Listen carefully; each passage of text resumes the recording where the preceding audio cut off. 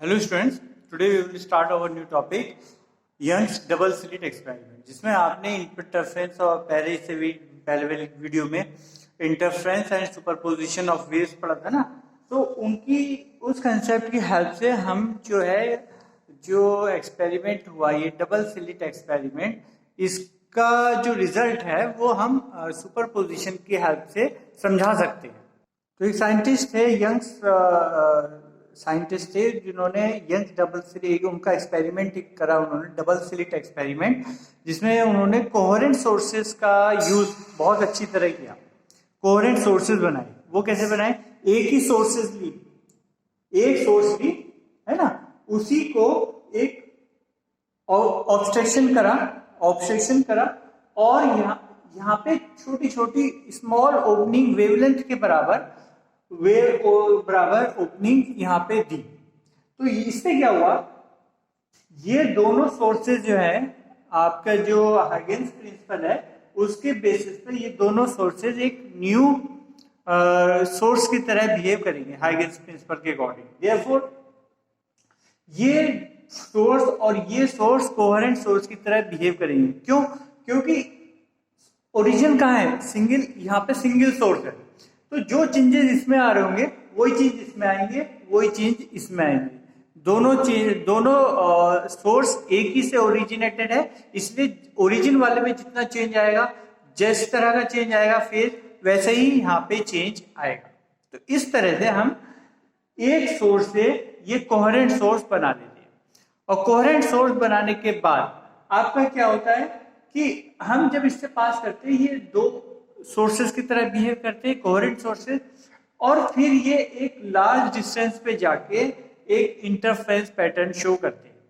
ठीक है, interference pattern जो एक पैटर्न इंटरफेरेंस शो करते हैं वो आपका सुपरपोजिशन से बड़ी आसानी से समझाया जा सकता है। इसीलिए आपने हाइगेन्स प्रिंसिपल और सुपरपोजिशन थ्योरम इसमें पढ़ी गई। तो हाइगेन्स यंग्स ने देखा, जब वो इस तरह का एक्सपेरिमेंट कर रहे थे, उन्होंने देखा कि ये स्क्रीन अगर बड़ी लार्ज डिस्टेंस पर है तो एक ऐसा पैटर्न मिला, डार्क लाइट जिसका गैप जो है लगभग सेम है ना। तो ये उन्होंने सोचा कि ऐसा क्यों हो रहा है। तो इस पे इन्होंने फिर पूरी रिसर्च करी और थोड़े कंक्लूजन्स दिए। तो वही हम समझाने वाले हैं, क्या इन्होंने किस बेसिस पे ये सुपरपोजिशन के बेसिस पे समझाया, और उसका आपको वीडियो पहले बनाया जा चुका है। यहाँ पे सिर्फ आपका डायरेक्ट हम कंसेप्ट में आएंगे। देखिए, ये सोर्स है, आप इस पॉइंट पे देखिए, इस पॉइंट पे सपोज कीजिए यहाँ से वेव जो चली और यहाँ से जो वेव चली वो अब यहाँ पे मीट हो रही है, सुपर इम्पोज हो रही है। मीन्स सपोज कीजिए ये वेव आपकी ऐसे चली है ना, और ये वेव आपकी ऐसे चल रही है। ठीक है, क्लियर हो गया? यहां पर आके देखिए, आपका ये इस तरह से, यहां पे ये इस तरह है, यहां पे इस तरह है। देखिए, अब चलते चलते आपने देखा जब ये मीट करेंगे यहां पर, तो देखिए एक नीचे से ऊपर जा रही है और दूसरी ऊपर से नीचे आ रही है। इसका मतलब यहाँ पे क्या होगा? डिस्ट्रक्टिव इंटरफेरेंस हो सकता है, क्योंकि जब एक वेव आपकी इस तरह की मीट करती हैं, एक इस तरह की और एक इस तरह की, तो ये दोनों आपस में कैंसिल आउट कर देती हैं, है ना। तो इस तरह से आपका ये देखा कि आपने यहाँ पे डिस्ट्रक्टिव होगा। ठीक है, तो डिस्ट्रक्टिव का मतलब क्या हुआ कि आपकी दोनों फेज जो है वो पाई डिग्री का, पाई फेज का डिफरेंस पे ऐड हो रही है, सुपर इम्पोज हो रही है। देयरफॉर इनका जो इंटरफेरेंस पैटर्न है वो आपका नल आएगा, डार्क आएगा, क्योंकि दोनों आपस में कैंसिल आउट हो जाएंगे। और अगर दोनों का जो फेज डिफरेंस है वो पाई का होता, 2 पाई का होता, तो 2 पाई का होने की वजह से ये दोनों एक दूसरे पर सुपर इम्पोज हो जाती। जैसे आपका एक वेव ये आ रही है और दूसरी वेव भी ऐसे ही आ रही है, तो तीसरी वेव क्या होगी? बड़ी होगी, इससे बेटा सुपर इम्पोज हो जाएगी। ये आपने जो है अपने सुपरपोजिशन थ्योरम में पढ़ा था। तो अब इसके यहाँ पे डायग्राम से भी देख लेते हैं कि आपका जो है बेटा, देखो ये वेव चली और दूसरी वेव भी चली, तो ये दोनों चली तो एक ही जैसी थी, यहाँ पे जाके अलग अलग फेज में क्यों मिल रही है? कहीं फेज सेम फेज में मिल रही है, कहीं आपका अपोजिट फेज में मिल रही हैं। ठीक है, तो ये यहाँ पे ऐसा क्यों हो रहा है?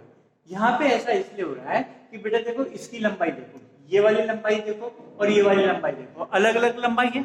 अलग लंबाई होने की वजह से इनका पाथ डिफरेंस अलग अलग है। पाथ डिफरेंस अलग अलग है। पाथ डिफरेंस का मतलब क्या है? इससे आप देख सकते हो, इससे बहुत अच्छी तरह समझ में आ जाएगा। ये आपको किसी और वीडियो में नहीं बताते। तो इसमें देखिए, ये आप सपोज कीजिए ये बड़ा वाला पाथ है, तो ये S2P वाला पाथ है, S2P वाला पाथ है ना। ये देखिए, जब ये P पॉइंट पे पहुंचा तब ये इस पोजीशन में था।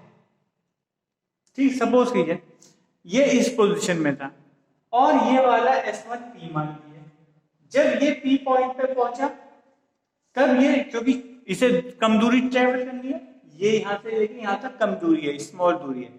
जब ये यहां से यहां तक पहुंचा, उस कंडीशन में ये आपका इस फेज में था, यहां पर था।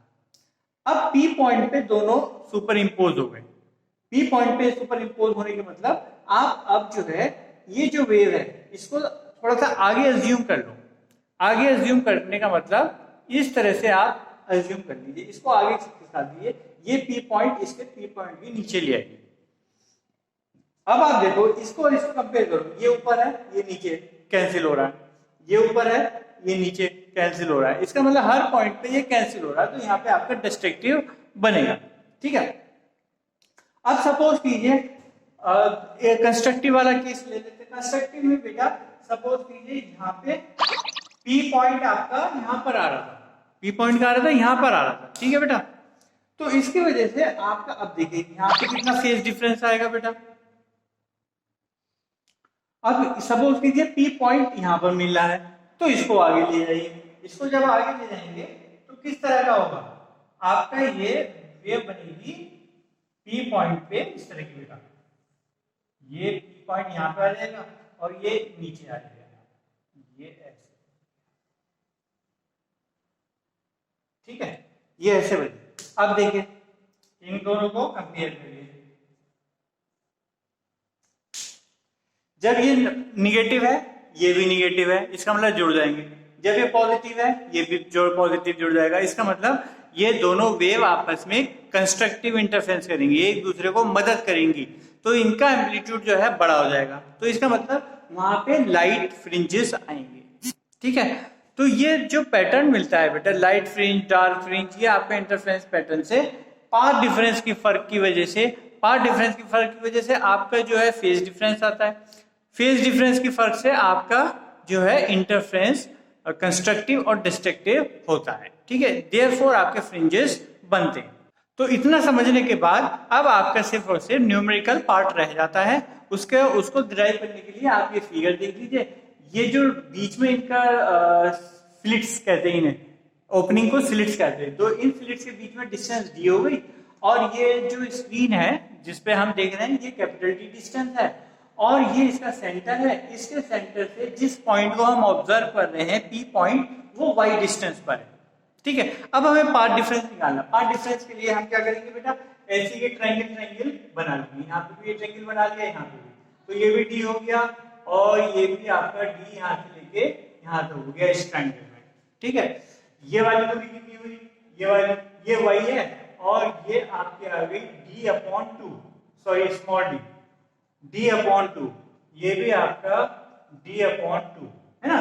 तो ये दूरी कितनी हुई, y minus D/2, y minus D/2, ये कितनी हो गई, यहां से लेके यहां तक y प्लस, ये तो y हो गया यहां से यहां तक, ये D/2, D/2, y plus D/2। ठीक है, इन दोनों के बेसिस पे हम इस ट्रायंगल में पाइथागोरस थ्योरम यूज करके ये वाली साइड निकाल लेते हैं हाइपोटेन्यूज, और इस वाले ट्रायंगल में पाइथागोरस थ्योरम यूज करके ये वाला साइड, ये वाली हाइपोटेन्यूज निकालते हैं। देखिए बेटा, इसको समझने के बाद ये इसका न्यूमेरिकल पार्ट है, इसको डेरिवेशन देख लीजिए। पार्ट डिफरेंस आपका S2P माइनस S1P है ना। तो पहले हम S2P का स्क्वायर निकाल लेते हैं क्योंकि हाइपोथेसिस थ्योरम यूज करनी। तो S2P का स्क्वायर क्या होगा, S2 ये D का square plus y plus D/2 का होल स्क्वायर, वही हमने किया, D square plus y plus D का होल स्क्वायर है ना, तो ये S2P का होल स्क्वायर हो गया। सिमिलरली दूसरे ट्रायंगल में h2p का स्क्वायर ये हो गया है ना, इन दोनों को माइनस कर देंगे, माइनस करके आपका ये 2yd आ जाता है। इसको a square minus b square है तो a plus B a minus B करके हम a माइनस बी वाला इधर ले लेंगे और ये नीचे वाला पहुंचा देंगे, है ना। अब हम एज्यूम करेंगे कि d आपका दूरी बहुत दूरी पे है, बहुत दूरी पे है, तो ये आपका जो लेंथ है ये लगभग बराबर है, इस तरह से मानेंगे, क्योंकि आपका एक वेवलेंथ पे फर्क बहुत कम, पाथ लेंथ डिस्टेंस पे कैपिटल डी पे बहुत कम फर्क पड़ेगा, लेकिन फर्क किस पे पड़ेगा, सिर्फ लैम्डा पे पड़ेगा, क्योंकि और लैम्डा होती है बहुत छोटी, तो बहुत छोटी के कंपैरिजन में बड़ी चीज है, इसलिए बड़ी चीज को आपस में d प्लस डी जोड़ सकते हैं। तो यहाँ पे इसलिए ये h2p h1p 2d लिख सकते हैं यहाँ पे, है ना। तो इसलिए ये 2 से 2 कैंसिल हो जाएगा, आपका dy/d। अब पाथ डिफरेंस जो ये आया आपका, अगर ये n लैम्डा की टर्म्स में है, इतना n लैम्डा की फर्क है, तो आपका कंस्ट्रक्टिव होगा, और λ/2 का फर्क है तो आपका ये डिस्ट्रक्टिव इंटरफेरेंस होगा, या फिर पाई की टर्म्स में लो, अगर कंस्ट्रक्टिव इंटरफेरेंस होना तो 2 पाई का डिफरेंस होना चाहिए, और अगर डिस्ट्रक्टिव इंटरफेरेंस होना है तो पाई का डिफरेंस होना चाहिए, फेज डिफरेंस, है ना। तो ये हमने सुपरपोजिशन में पढ़ रखा है। तो अब देखिए dy/d is equal to n lambda, तो y कितना हुआ, y की कंडीशन क्या बनी, n लैम्डा d/d, ये y n की कंडीशन बनी, मीन जितना y n इतनी दूरी पे y1, इतनी दूरी पे y2, इतनी दूरी पे y3, है ना। ये 1 2 3 ये बता रहा है कि यहाँ पे लाइट सुपर इम्पोज होगी, सब होती है, यहाँ पे सुपर इम्पोज हो गई, फिर यहाँ पे होगी, फिर यहाँ पे होगी, जो हमने पैटर्न ये बनाया था, है ना। इसको सीधा कर दो ये पैटर्न, अगर हम सीधा करें तो ये आपका एक पैटर्न यहाँ पे आपका n इक्वल टू 1 के लिए यहाँ पे लाइट ही लाइट नजर आएगी, ठीक है। फिर ये देखिए गैप आ जाएगा, फिर दोबारा लाइट नजर आएगी n इक्वल टू 2 के लिए, ठीक है। तो ये पॉइंट क्या हुआ, ये पॉइंट आपका y1 दूरी निकाल रहे हैं, इसके सेंटर से दूरी कितने दूरी पर ये आपको कंस्ट्रक्टिव और डिस्ट्रक्टिव दिखेगा, यहाँ पे कंस्ट्रक्टिव की बात कर रहे हैं, इसलिए पार्ट डिफरेंस n लैम्डा, तो y1 आपका n की जगह 1 दे दीजिए d लैम्डा अपॉन d, 2 के लिए 2 d लैम्डा अपॉन d। तो इस तरह से आप ये y3 y4 कौन सा नंबर का फ्रिंज आपका किस पोजीशन पे होगा सेंटर से, वो आप निकाल सकते हो इस फॉर्मूले में। अच्छा, दो के बीच में डिफरेंस क्या हुआ, इसके और इसके बीच में ये फर्क कितना हुआ, तो इसकी पोजीशन माइनस इसकी पोजीशन कर दोगे तो ये आपकी इतनी दूरी निकल जाएगी। वही हमने कहा, एक n वाले टर्म्स की माइनस कर दी, n वाले टर्म की ले ली, और एक n-1 वाले फ्रिंज की ले ली, दोनों माइनस करोगे आप तो दोनों माइनस करके ये आपका d λ/d, ये आपका आ गया fringe width, separation between two interference bright fringes आपकी ये आ जाती है। नेक्स्ट ये देखिए, सिमिलरली आपका ये डिस्ट्रक्टिव इंटरफ्रेंस के लिए, डिस्ट्रक्टिव इंटरफ्रेंस के लिए आपका ये हो जाता है, ये डायलेशन है आपका। तो पाथ डिफरेंस के लिए कितना होता है, λ/2, λ3 λ/2 इतना होना चाहिए, मींस पाई वाला जो कंसेप्ट है वो आना चाहिए, है ना। तो ये आपका जो है इसकी फॉर्म में ऑड नंबर जब आते हैं आपके 1 3/2, तो ये आपका इस तरह से रिप्रेजेंट होता है ऑड नंबर्स के लिए, जनरल टर्म्स 2n-1 λ/2 की फॉर्म में रिप्रेजेंट होती है, ये आपको ध्यान रखना। तो जब n रखेंगे तो yn क्या बनेगा आपका, yn बनेगा ये फॉर्मूला आपका, इसमें n बराबर 1 रखेंगे तो 1 रखेंगे तो बेटा 2 1 या 2 1 आ गया, तो d λ/2d आ गया। फर्स्ट डार्क फ्रिंज, तो पहला डार्क फ्रिंज कितनी दूरी पे मिलेगा आपको, इतनी दूरी पर मिलेगा, ये वैल्यूज रखोगे आप तो आपको सेंटर से दूरी पता चल जाएगी, इतनी दूरी पे आपको पहला जो है डार्क फ्रिंज मिलेगा, खाली स्पेस मिलेगी, ये पहला डार्क फ्रिंज आपको मिलेगा। नेक्स्ट y2 आपका सेकंड डार्क फ्रिंज आपका 3d λ/2d पे मिलेगा, ठीक है बेटा, ये बात समझिएगा। अब इसमें भी सेपरेशन बिटवीन टू फ्रिंजेस, तो इसमें से ये माइनस कर दीजिए तो वही आता है d λ/d आएगा। इसको आप सॉल्व भी कर सकते हैं, देखिए इसमें एक ये फर्स्ट वाला ले लिया 2n-1 और n की जगह हम n-1 वाला रख देंगे, वो माइनस कर देंगे इसमें। n की जगह बस n-1, मतलब इससे पहले वाला जो है वो फ्रिंज कहाँ होगा, जैसे यहाँ पे था, ये तो लाइट ग्रीन था, और देखो ये पहला अगर फर्स्ट डार्क है और ये सेकंड डार्क है, तो इसके और इसके बीच में दूरी क्या होगी, इसकी दूरी माइनस इसकी दूरी, है ना, तो वो गैप निकल जाता है आपका। तो सिमिलरली यहाँ पे भी हमने वो करा 2n-1 d lambda upon d minus 2n की जगह n-1, तो -1 d लैम्डा अपॉन d, इसको सॉल्व करोगे तो d लैम्डा अपॉन d आपका आ जाता है। इसका मतलब ये हुआ कि फ्रिंज विड्थ चाहे कंस्ट्रक्टिव इंटरफेरेंस में हो या डिस्ट्रक्टिव में हो, आपका डबल स्लिट एक्सपेरिमेंट में ये जो डबल और ये जो डार्क एंड ब्राइट फ्रिंजेस होंगे ये इक्वल इंटरवल पे आपको मिलेंगे। ऐसा नहीं कि कहीं पास पास हो गए, कहीं दूर दूर हो गए, ये आपको ध्यान रखना है। जबकि आपका जो डिफ्रैक्शन है उसमें आपका जो नेक्स्ट पढ़ोगे आप सिंगल स्लिट एक्सपेरिमेंट, उसमें आपका अलग अलग जो है पास पास और दूर दूर का कंसेप्ट आएगा, वो आप देखना। यहाँ पे नोट करने की बात है, यहाँ पे आपके इंटरफेरेंस पैटर्न के बीच में जो गैप है वो आपका इक्वल स्पेसिंग पे रहता है, इसलिए फ्रिंज विड्थ आपकी कांस्टेंट रहती है। नेक्स्ट आप बेटा इंटेंसिटी और देख लीजिए, और ये छोटे से टॉपिक है, ये आपका इम्पोर्टेंट है, कंडीशन से भी पूछा जाता है। इनफैक्ट भाई इस बार के नीट 2020 में भी इसके बेस पे क्वेश्चन पूछा गया था, है ना। तो वो आपका ये देख लीजिए intensity of fringes. Intensity of fringes में आपने इंटेंसिटी जनरल देखा होगा, I1 + I2 + 2 √I1 I2 cos phi होता है, ठीक है। तो इसकी वजह से आपका अगर cos phi क्या आ रहा है उसके बेसिस पे आपकी ये इंटेंसिटी डिसाइड होती है। अगर cos phi आपका पॉजिटिव आ रहा है तो आपकी +1 मैक्सिमम cos की वैल्यू 1 होती है, तो इसका मतलब cos phi आपका 1 अगर आ रहा है तो इसका मतलब मैक्सिमम इंटेंसिटी होगी।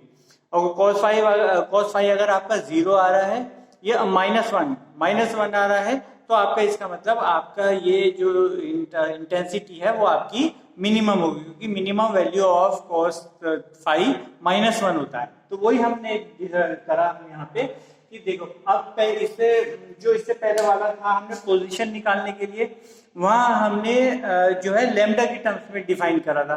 यहाँ पे हम पाई की टर्म्स में है वही चीज, क्योंकि 2n पाई मतलब लैम्डा का फर्क है, n लैम्डा का फर्क है ना। तो वो एंगल में, ये एंगल में और वो लैम्डा की टर्म्स में दोनों सेम है, कोई डिफरेंस नहीं है।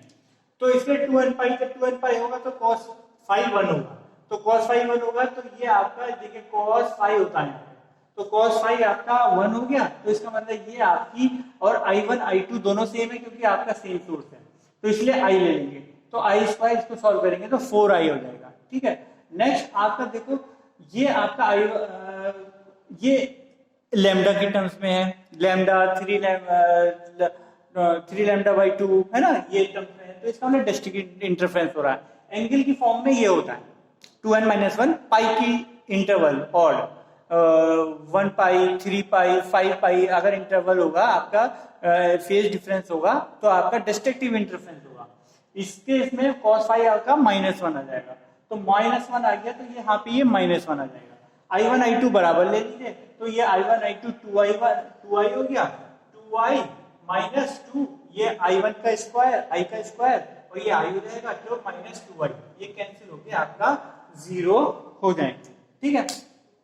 नेक्स्ट ये रिलेशन आपको ध्यान रखना है, जो इस ऑब्जेक्टिव टाइप के लिए इंपॉर्टेंट है कि इंटेंसिटी किस पे डिपेंड करती है, आपकी एरिया जो आपका एम्पलीट्यूड है, जितना एम्पलीट्यूड होगा उतना ज्यादा उसकी इंटेंसिटी होगी, है ना। और विड्थ पे आपका देखिए, विड्थ पे भी आपकी जो है डायरेक्टली प्रोपोर्शनल हो रही है। विड्थ आपकी बड़ी होगी तो इंटेंसिटी भी आपकी देखिए इसमें बड़ी शो हो रही है, ठीक है। तो इस तरह से आपका ये रिलेशन, आपकी इंटेंसिटी कम है, मतलब विड्थ बढ़ेगी, W2 की बढ़ी है तो I2 की भी बढ़ेगा, ठीक है बेटा। तो इस तरह से ये आपका रिलेशन ध्यान रखना है कि इंटेंसिटी जो है एम्पलीट्यूड और विड्थ पर भी डिपेंड करती है, ठीक है बेटा। I hope you understand this video. We will study next topic, single slit experiment in next video. Till then, thank you and have a nice day.